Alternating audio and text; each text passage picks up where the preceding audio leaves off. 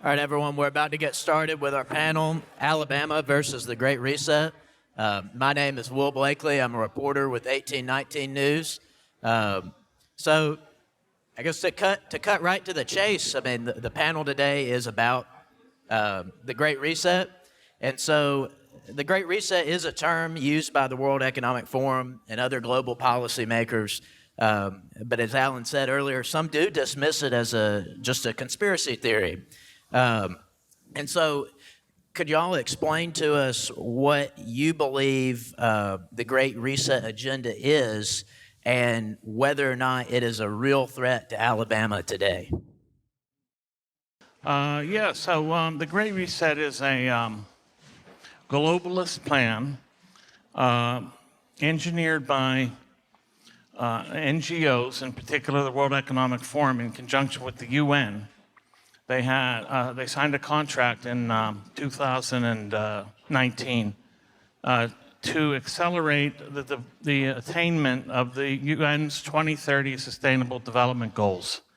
So the Great Reset could be understood as a public-private partnership arrangement to accelerate the Sustainable Development Goals of Agenda 2030. And what are those? Those are a bunch of, it's written in nothing but doublespeak and, propaganda, but it's really about mitigating so-called climate change, supposedly eradicating poverty in the world, which really just means government transfers of wealth from the developed world to the developing world to keep them from developing. It is, there's all these other goals like gender equality. Gender equality really has to do with making sure women only work in the professional lives and do not have children. Sustainability, one of the things about sustainability, this buzzword that they use, there is a population control agenda involved with sustainability. It is not strictly about keeping the environment sustainable. They believe that there's too much consumption in the developed world, and we need to keep these people from reproducing and eating meat and guzzling gas. So there's a real strict thing there. What it means to Alabama is, we'll let others talk about that, but it'll affect everybody. So one way to understand the Great Reset is it is the opposite of decentralization. So whereas we want decentralization, get the federal government off our backs, get to the local level as much as possible, they want to agglomerate the state into a central world global state. And so it is the exact opposite impetus that drives people like us, liberty-minded people. So I'm Bryan, Dawson. I'm the CEO of 1819 News.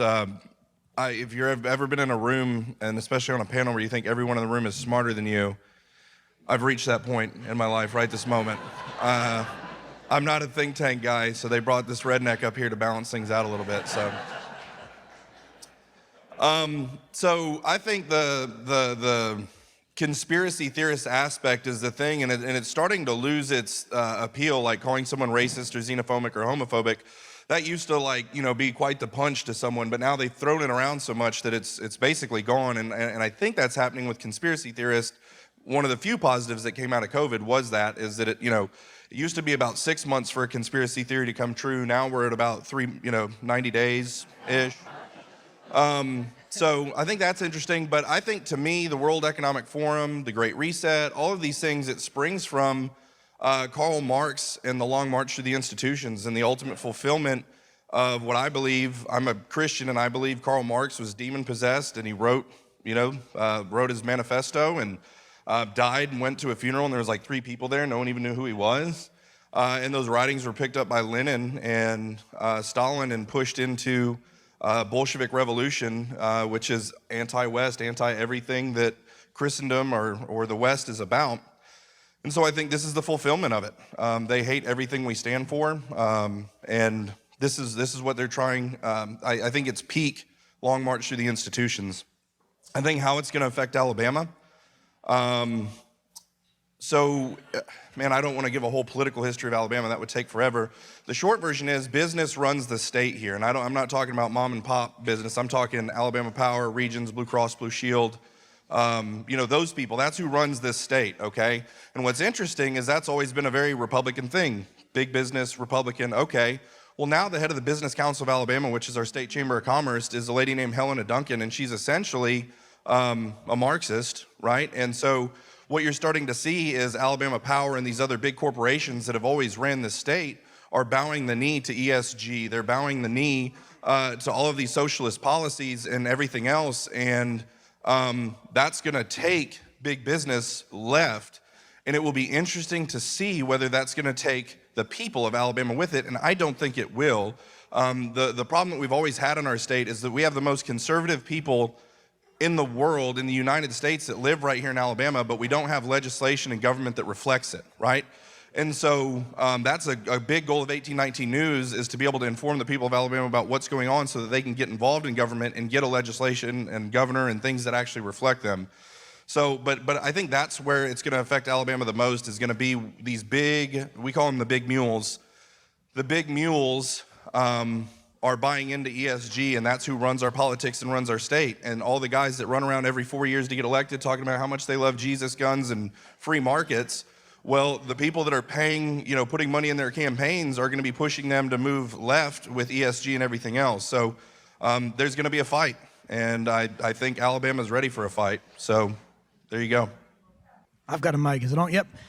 Well, ESG is going to affect, of course, Alabama and every state. There's a reason why the Who Cares Wins conference with the United Nations, again, government of Switzerland et al., targeted financial institutions and capital markets is the place to start, because that's where all capital flows are. You look at the industries that make money with money, and you realize that if we can control all capital flow, then we can control everything beneath that framework. So that's why people like executives at Goldman Sachs and Morgan Stanley, et cetera, big accounting firms, big investment firms, were all invited to Who Cares Wins, and that's why they are invited to the World Economic Forum as well. Alabama has made some efforts to push back, nothing like DeSantis in Florida or Texas and West Virginia are doing a lot to push back, but we did sign on to an anti-ESG alliance. 18 states signed on to that. Our Attorney General, Steve Marshall, has joined a lawsuit against the Department of Labor, which was considering, it instituted a rule to allow for ESG 401k investments.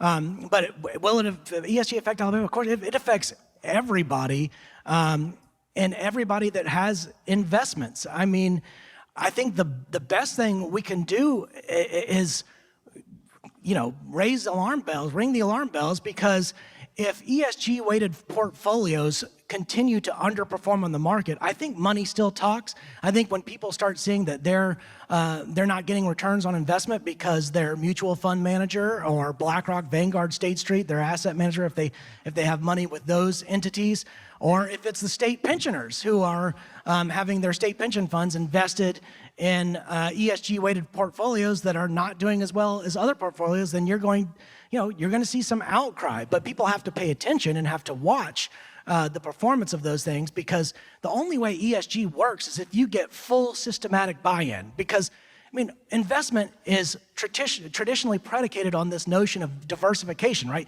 You want your funds spread out across as many different industries as possible, as many different fields as possible, to mitigate risk, right? If one field starts doing badly, then another one's going to prop you up and all that. Well, ESG, by definition, it already narrows the range of possible fields in which you can invest. It's got to be in only these particular industries and these particular companies. And that is the opposite of diversification. And you'll hear people talk about, the ESG proponents talk about risk management as if the risk is going to be climate change, but it's long-term risk. They always emphasize that it's long-term risk. Well, that means that after 2 years, after 3 years, after 4 years, when these climate catastrophes haven't happened, they can just keep saying, well, it's long term. It just hasn't happened yet. The risk is long term. And also they warned against regulatory risk while paying all these lobbyists to champion these regulations. So it's a self-fulfilling prophecy. They're like, oh, you're going to get all these regulations. For example, the SEC rule that I talked about earlier, you're going to get all these regulations and they're going to be a risk to you as an investor long-term. Well, then they're actually paying lobbyists to try to get these regulations passed. So it's very deceptive, and of course it affects Alabama, it affects every state, and it affects every human being that banks. Yeah, and so you listen to a lot of what's said from the World Economic Forum and what comes out of ESG, and a word that I think most of us would use to describe a lot of these things is woke. Now, of course, recently a slew of left-wing pundits have accused people on the right of not being able to define the word woke. I don't think they have read any of Michael's books. So, Michael, if you could define the word woke for us and just explain what it has to do with the Great Reset and maybe how it's found its way into Alabama. Oh, I'm sure it's found its way into Alabama. I'm sure everybody could attest to that. Well, this word woke has a fairly long history. Of course, it was first a past tense verb, right? It means having woken up or having awakened. But it started to be used as an adjective in the 1970s by the African American community, and it just meant like aware of what's happening. And then it transmuted into conscious of racial injustice. And then it was taken up and finally got its way into being effectively associated with social justice, and it became a kind of equivalent of social justice. And so it's supposed to be redressing all of these inequities between various peoples, various constituencies, and it's supposedly to benefit these beleaguered groups. But really what it is, and its function with reference to the Great Reset is this. It is about guilt-tripping the population into believing that everything they have is a function of their privilege, which therefore should be revoked so that they will not have any rights or property. And so it makes them feel fine with this idea that it's supposed to make you feel that you should accept these reduced expectations that come with the Great Reset, this reduced consumption, this reduced mobility, economic and physical the function of wokeness is to make it's to attack the majority and their way of life. And they use guilt, and they figure everything in terms of privilege, which can be revoked. Rights and privileges are different. Rights supposedly inhere in the individual, but privileges are something that are extended to you. And likewise, if we take them away, then you haven't really lost anything you deserved. And that's really the function of wokeness. So if you go read any company's ESG report, when they put it out, one thing that you'll quickly notice is under S, you see a lot of references to diversity, equity, and inclusion, or DEI. And so, Alan, since you're the higher ed guy, could you explain exactly what DEI is and whether or not it purports to do what its objectives are? Oh, I'd be thrilled to do that. Well, nominally, the D stands for diversity, but it actually means uniformity of thought, so it's the opposite. The E nominally means equity, but it's all about treating people unequally based upon immutable characteristics such as their race. For example, if you are white, then you are treated with discrimination. You are alleged to have privilege that you must basically leave at the door, and it means all sorts of affirmative action type programs. You get different forms of like training in the workplace that teaches you that if you are born one way with the skin color one way, that you are responsible for a whole range of injustices and past historical discrimination that happened long before you were born, and that therefore your role is to let other people have positions and power regardless of their merit, whether they've earned it, whether they have the requisite wherewithal, skills, talent, or knowledge. They are entitled to that position, and this is a form of quote-unquote equity, which is all about equal outcomes rather than pure equality. And then inclusion is all about exclusion. In fact, inclusion means you have to believe what we believe to be part of this belongingness.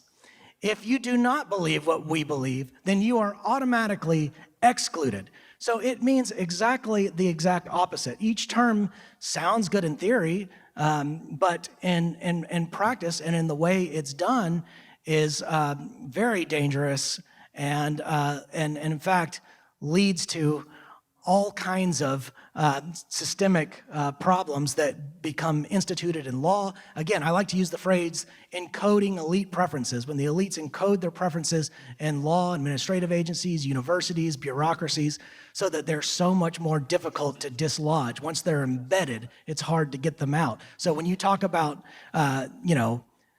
systemic racism or something like that, you've got systemic anti-racism, which is, systemic measures that are put into law, institutions, administrative agencies with the express purpose of discriminating against people based on actually their skin color. The thing that we used to decry, people, the whole Martin Luther King line about judging people by the content of their character rather than the color of their skin, that's long gone for the left now. They want to judge you based upon the color of your skin, regardless of regardless of what you think.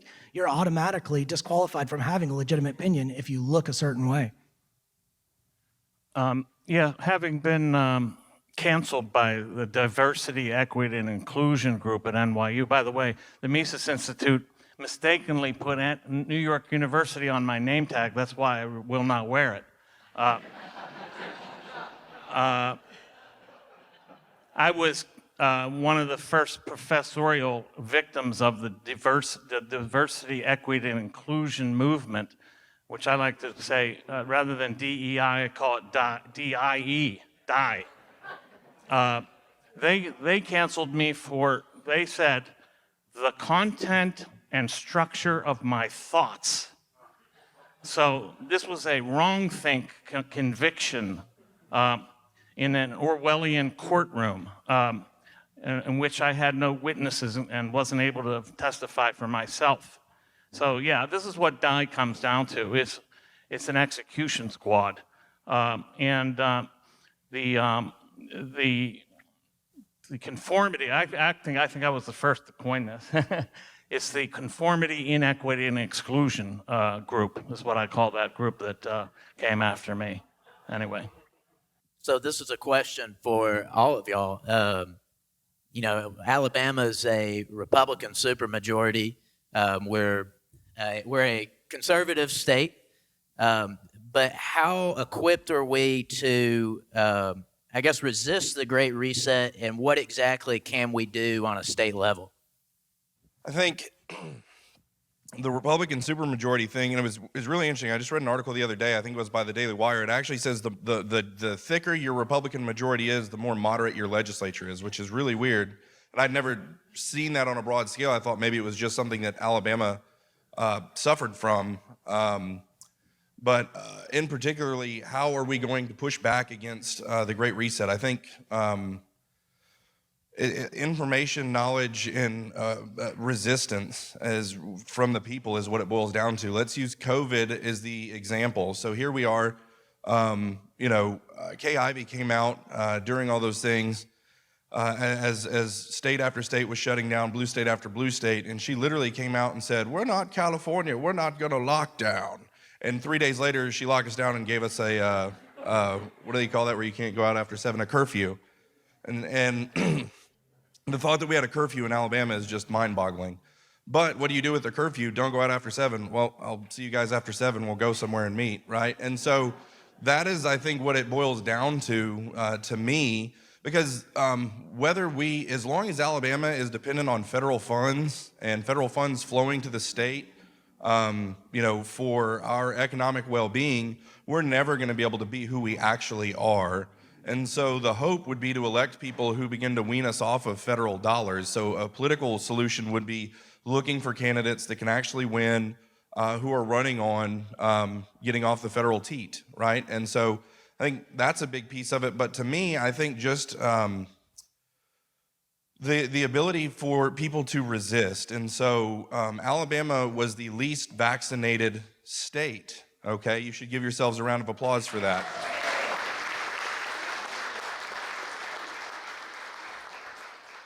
Every media outlet in the country, in the nation, mainstream media, was slandering and pounding the state of Alabama for our vaccine hesitancy, right? This disease we have called vaccine hesitancy. And so we were being berated, insulted, called no good, dirty rednecks, and all this other stuff, and we just stood. Even Donald Trump came here and told us to get vaccinated, and we booed him, right? And so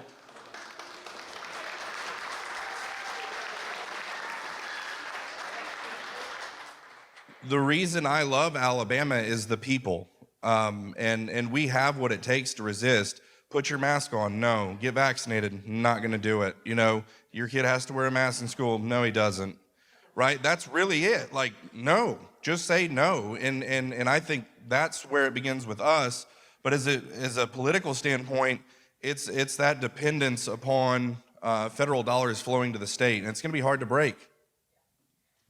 Yeah, I will say there's a resistance movement that wasn't there before. I mean, you've got an underdog media outlet in 1819 News, which is not docile, submissive, or complicit in all these things, and doing great work. You've got actually Matt Clark, who's sitting right here, is an attorney who founded the Alabama Center for Law and Liberty. There was no litigation mechanism for challenging a lot of sort of statist and unconstitutional practices and conditions, and ACLL is now one of them. Matt recently filed an open records request with the RSA, asking basically specifically whether the state was using BlackRock, but needs to do more. I think we need a lot more of that. We need to look at all the asset management firms. We need to look at what proxy advisory services we're employing in the state. I actually, I mentioned earlier that by speaking out and launching an anti-woke business program, I just happened to get in touch with people all over the country who were surprised that such a thing could actually happen on a university campus. And there's one guy that communicates with me quite regularly, and he's in Pennsylvania. And I think he just sits and watches YouTube videos all day. And he sent me a video last week that has the CEO of ISS. First of all, the recording, this YouTube video had 26 views. And in the video, the CEO of ISS is telling his interlocutor that, oh yes, we are doing investment stuff that actually will hurt state pensioners, it will underperform, but in the long run, it's sort of necessary to get ESG. And I'm like, this is it. This is like a smoking gun for a lawsuit. 26 views. So, I think there are opportunities to litigate some of these things, and we need to start doing that. Yeah, I'm not going to preempt my own talk, but I have a 9-point plan for stopping the Great Reset.